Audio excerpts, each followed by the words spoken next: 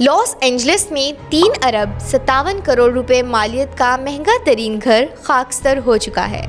नाज़रीन, अमेरिका की रियासत कैलिफोर्निया के शहर लॉस एंजलिस में लगी आग की जद में जहां लाखों जाने कीमती माल और इतनी महंगी महंगी गाड़ियां लपेट में आ गई हैं, वहीं पर लॉस एंजलिस में मौजूद एक सबसे महंगा तरीन घर भी जलकर खाकस्तर हो गया है। नाज़रीन, बताया ये जा रहा है कि ये घर आइंस्टीन रसेल का है, जिसने 2021 में उसको ख़रीदा था और आग लगने से 4 महीने कबल उसने इसको किराए पर दिया हुआ था।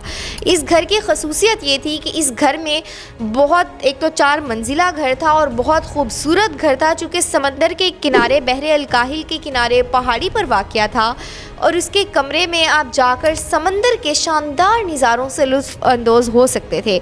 ना सिर्फ इतना, बल्कि जिस तरह गाड़ी के ऊपर सन रूफ़ होती है, उसी तरह घर के ऊपर जो है वो रूफ़ थी, जिसको आप हटा सकते हैं और लगा सकते हैं और रात को आप सितारों का नज़ारा कर सकते हैं, जो कि 3 अरब 57 करोड़ रुपए से भी ज़ायद बनते हैं पाकिस्तानी रुपए। उतनी मालियत का ये घर था।